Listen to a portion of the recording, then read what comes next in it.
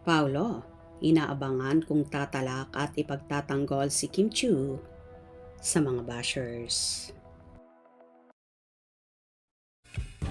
I'm overheated, can hardly sleep at night, doing crazy dreaming. You're the reason why, hiding by the baby.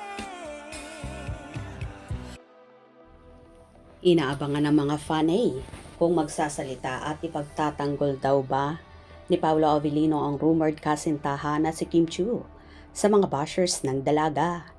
Natapos na nga ang taping ng aktor kasama ang bagong katambal na si Nadine Lustre sa Paris, France, kung saan umabot din sila ng halos isang buwan sa nasabing shooting na yon.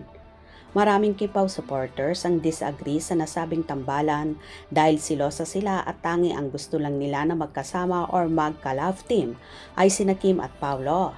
Kaya naman samot-sari ang ibinabato ng mga bashers sa dalaga at ang iba pa nga ay mga fans ni Nadine.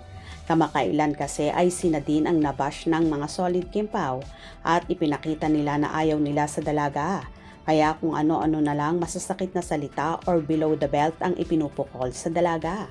At deadma lang naman dito si Nadine na mas pinipili na lang manahimik nang walang gulo at hindi na lumaki pa ang issue. Kung tutuusin, okay lang naman ito kay Kim, ang tambalang Pau din. Tanging mga fans lang naman ang gumagawa ng issue at pinapalaki ang usapin.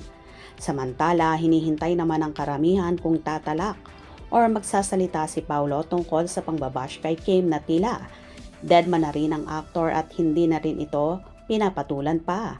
Kagaya na din ang gusto ni Nadine na manahimik na lang ito at hindi na lumaki pa ang issue sakaling magsalita pa kasi siya.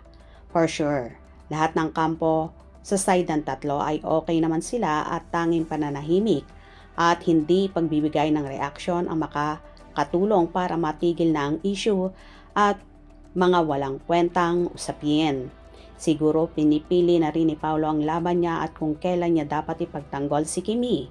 Pero sa ganitong sitwasyon, tanggap na niyang ang mapanghusgang tao dahil ito na ngayon ang kalakaran sa mundo ng social media.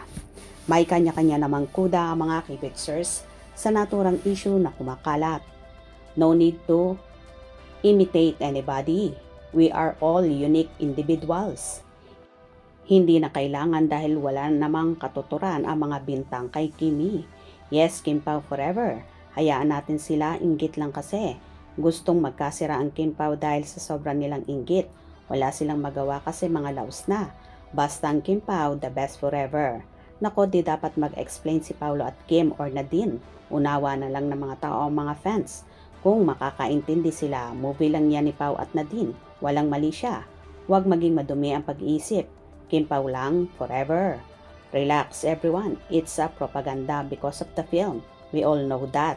No problem naman sa mga gumagawa ng content. Yan is affected all Kim Pao Laja. Happy kami cause magkasama sila sa bakasyon. Kim Pao the best among the rest. Siyempre, Kim Pao pa rin kami. Tunay ka dyan, lagi nga siyang paiwas at paasa si Paulo at iniiwan pa sa ere at nakuha pang kumuha ng ibang leading lady sa interview sa kanya na sinasabing walang isahan siya pa ang naunahan kaya wala na kaming sampalataya sa mga salita ni Paulo. Kaya ngayon si Kimi hindi na active sa social media. Wala na siyang paramdam, hindi natin alam baka may iba siyang project without Paolo Avellino. Mabuti pang magsulo na lang si Kimi. Wala namang mawawala sa kanya. Kim Pao of course, no other else. Huwag agad-agad maniwala. Alam naman natin kung gaano kamahal ni Paolo si Kim Chiu. Pelikula lang ang ginagawa nila sa totoong buhay. Asawa na ni Paolo si Kim. Kaya solid Kim Pao forever. Bashers hindi matitinag ang Kim Pao. Ha ha ha ha. We love you Kim Pao. Kim Pao, the best couple. Oo, mahal na mahal ni Pao si Kim. Nako, tigilin nyo na si Kim. Ang mga Kimmers talaga. All support kay Kim, yung problema nyo kay Paulo. Huwag nang isabit yung name ni Kim. All out support naman si Kim sa mga projects ni Paulo. Mga bashers lang yan, gustong manggulo. Alam naman namin na sinasabi yan ni Pau na ayaw niyang ma-stuck sa love team.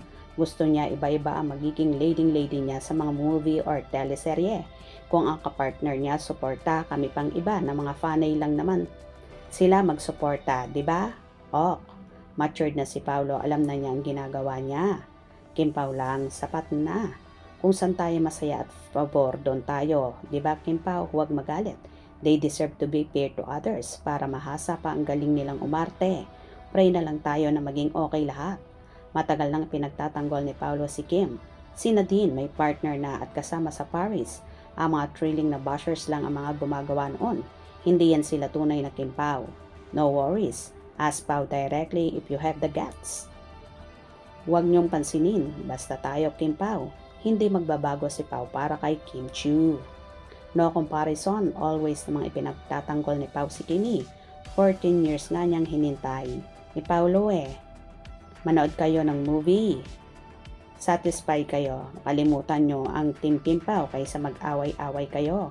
Wala akong pakialam kung di niya ipagtanggol si Kim. Si Kim lang ang idol ko. Well, totoo naman ang sinasabi ng ibang fanay na hindi na kailangan pang magsalita ni Paulo regarding sa usaping ito. Bagkos dead man na lang ang aktor para matahimik na ang lahat. At alam naman nila ang mga ginagawa nila dahil lahat ng ito ay trabaho lang at walang personalan. Gets nyo ba mga kakimpaw? Hope you enjoyed. Please subscribe for more info.